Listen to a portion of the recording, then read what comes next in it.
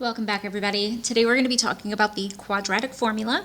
And the quadratic formula is a formula that allows us to find solutions for quadratic equations.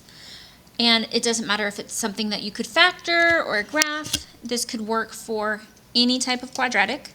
And so the formula can be a little confusing at first, so we're going to take our time to talk about it and look at some examples before we jump into some extra practice. So the formula is the only method, again, that can solve any quadratic equation. It doesn't matter if it's going to be a decimal or a whole number, positives, negatives, it will help you find the answer. And so the important thing to note is we have to be able to identify in standard form what a, b, and c is for our quadratic. So a, again, is in front of x squared.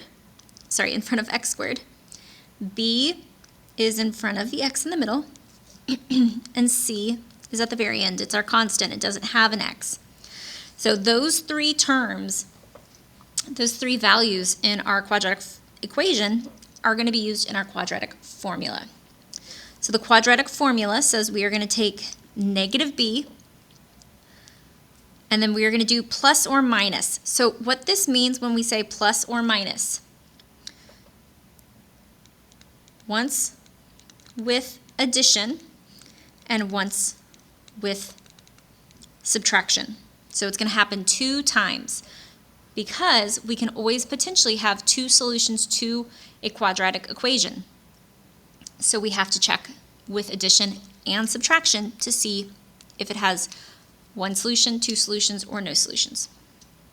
So negative b plus or minus, and then we have a giant square root, and underneath that square root we're going to take the value of b and square it,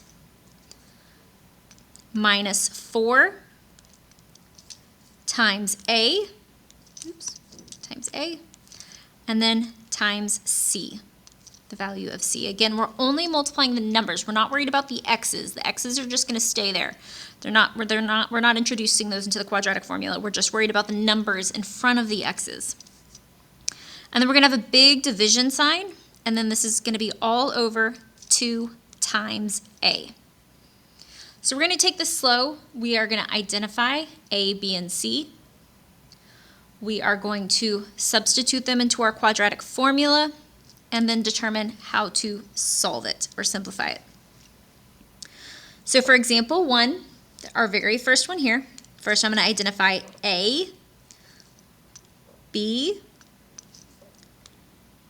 and c. And we're going to be mindful of the signs in front of a, b, and c as well, because we do have some addition, some subtraction that we want to keep in mind.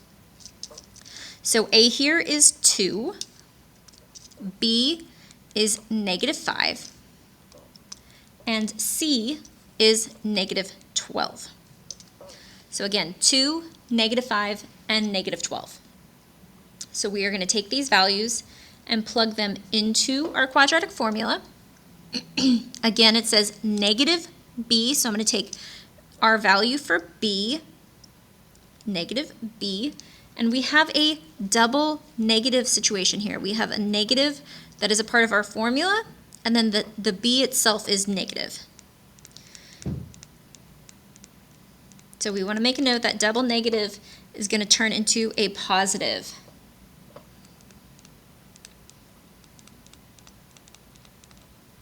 That double negative is going to turn positive. You can do that now or you can do that later, completely up to you. Plus or minus, inside of the square root, I see b squared, so I'm going to take that negative 5 and plug that into underneath the square root with the square. And we're going to make sure we put parentheses around it because we want to square the negative and the 5. And then it says minus 4 times a is 2, times c, and again, c is negative 12. We're going to take that whole thing with us. All over, so divided by 2 times a. And again, that a is the number 2. Oh, I put a negative b in here. Negative 5, not negative b, negative 5. There we go. So we're going to simplify this as best as we can. So the first thing I'm going to do is I'm going to look at this double negative for the 5. negative 5 makes a positive 5. So I'm going to bring that down and turn it into a positive 5. And then inside of the square root, we are going to simplify what we have. And we can do this with our calculator if you want.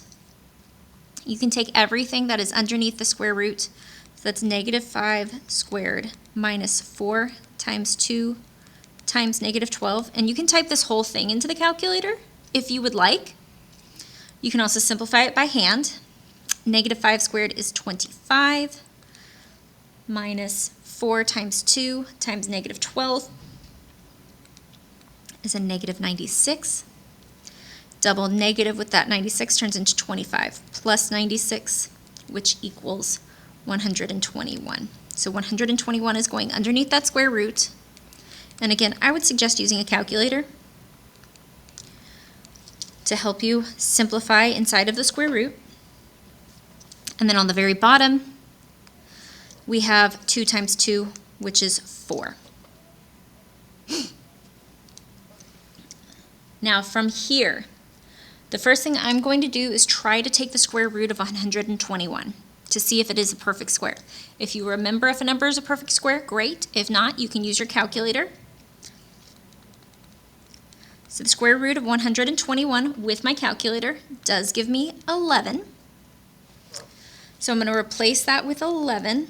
The 5 and the 4 will remain the same.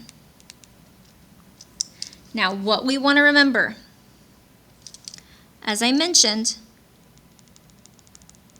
that plus or minus is going to be split into 2 problems. So we're going to take this equation and split it into one with addition and one with subtraction.